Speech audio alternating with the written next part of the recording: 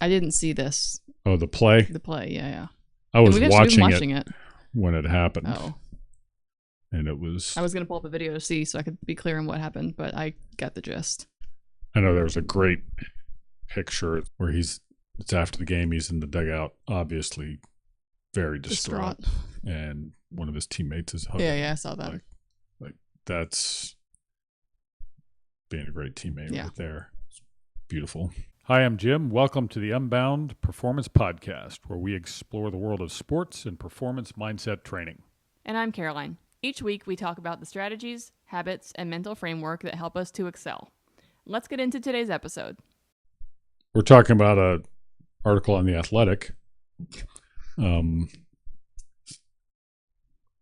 dealing with failure. Orion Kerkering's error in Major League Baseball playoffs was brutal, but his response was admirable, is the title of the article.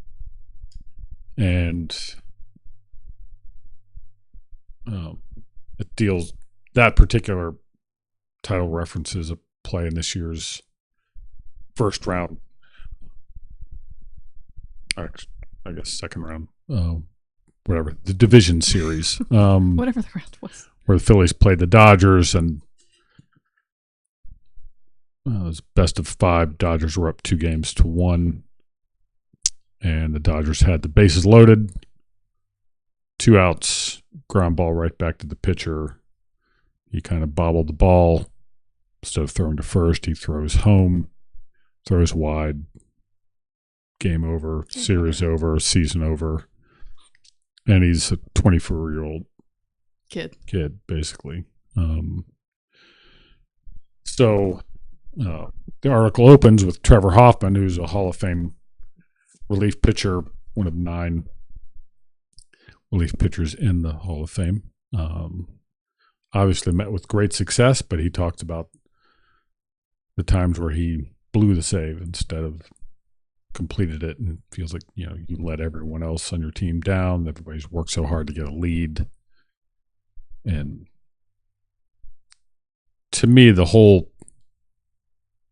article was about failure, how you deal with it, and keep moving forward. And there was a couple of examples in there. Athletes talked about that, but it's all of us. Like we all fail, we all make mistakes, whatever we do. And they can be, moral failings or performance failings. From a performance standpoint, no one's trying to make a mistake. Right. Everybody's trying to prepare the best they can, give their best effort. The very nature of any kind of performance is you risk failing. And I don't think there's any success story, whether it's in sports or in business, where that person won't say, I failed a million times. And I think about, with my kids, and they're at this young age where the only way for them to learn what not to do is for them to do the things they shouldn't do, and me tell them they shouldn't do it.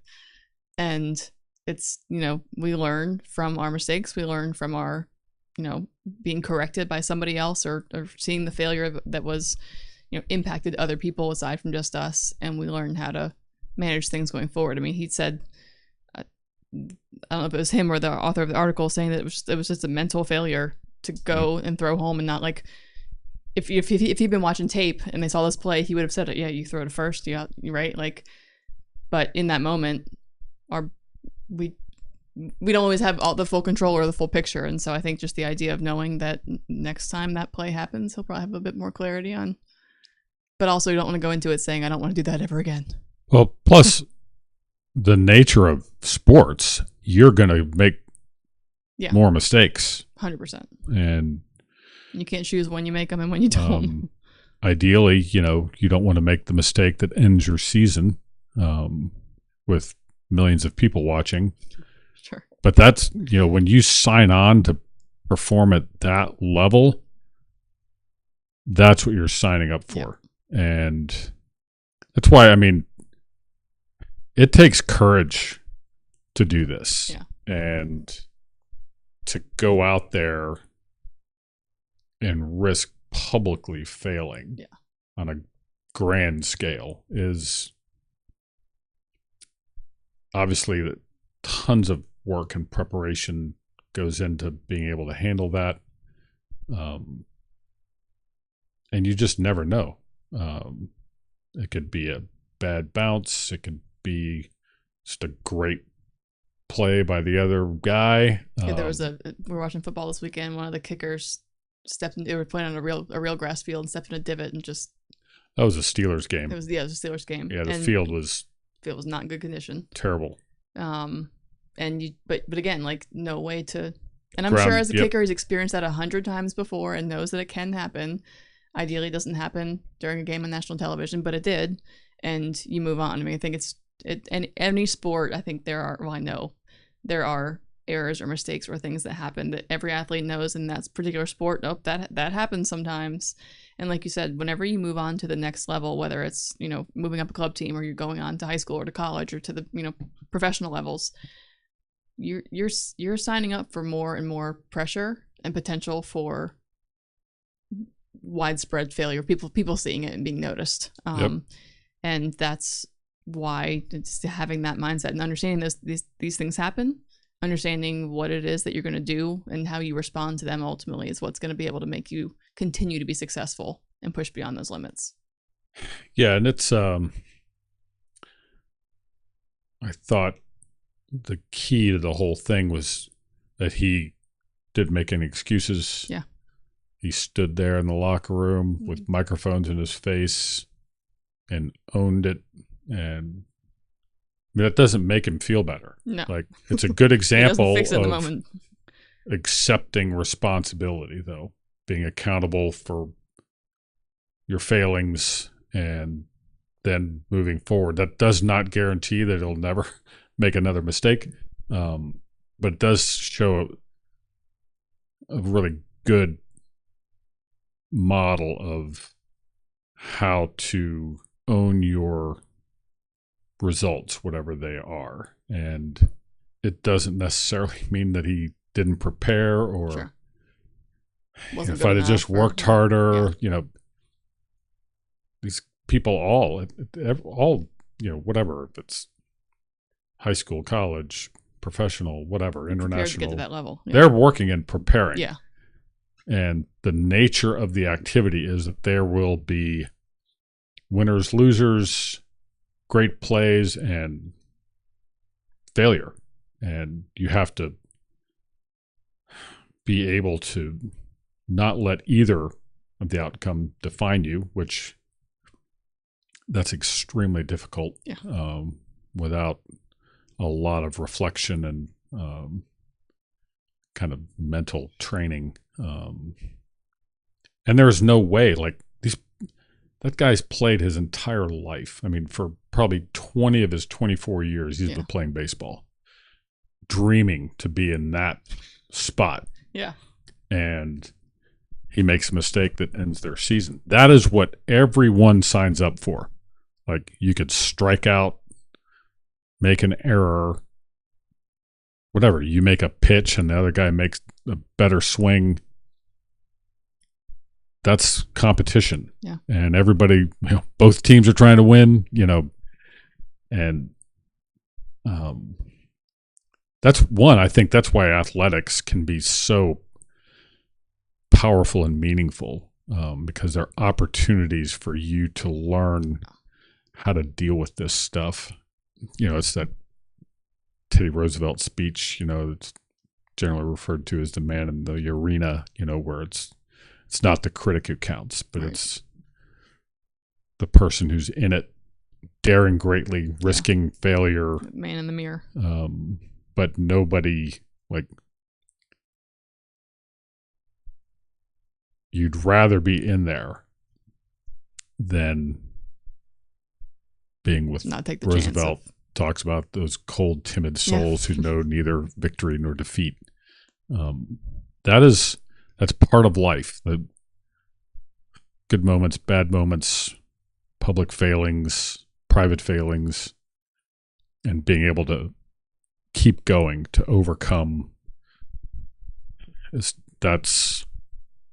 why people tune in to watch. Yeah.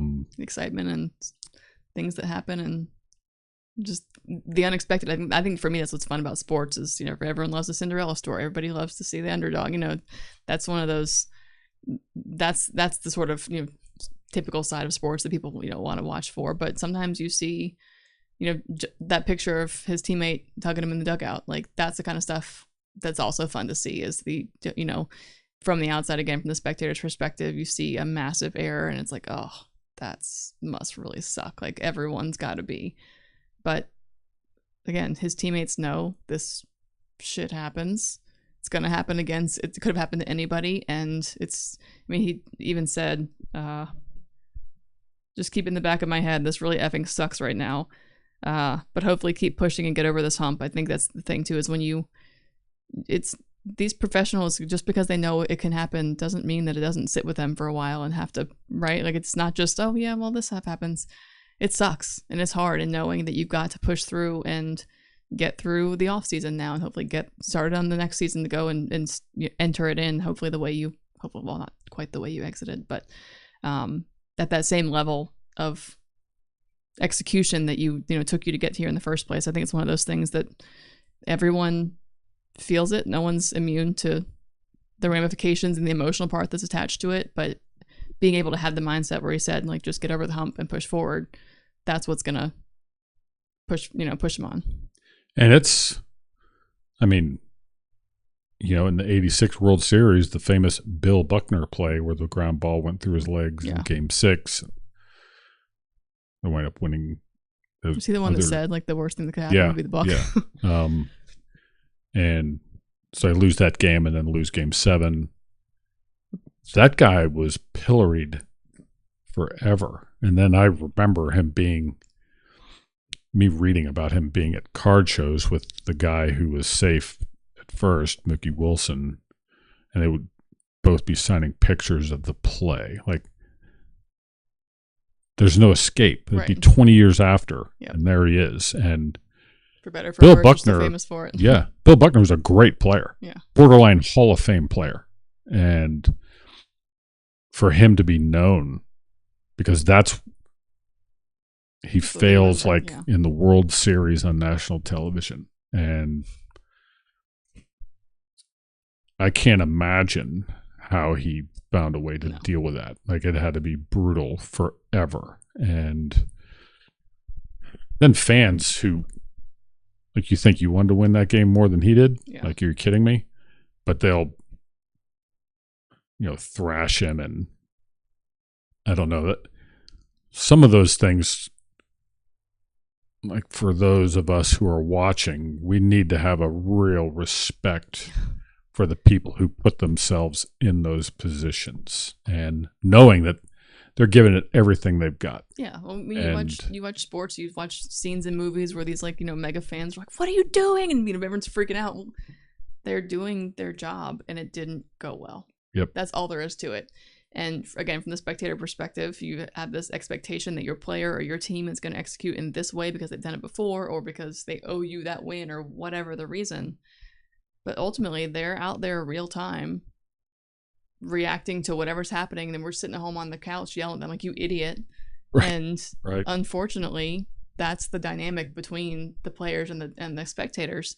But I think, like you said, as us, as viewers of these athletes, like, you got to have a little grace and know that he didn't get to this professional level because he's an idiot, right? He made a bad play or didn't catch the ball or, had a lapse in judgment, whatever. I've watched it in youth sports, little kids, and you'll have parents yelling at their kid, what are you doing? Like, come on. Yeah.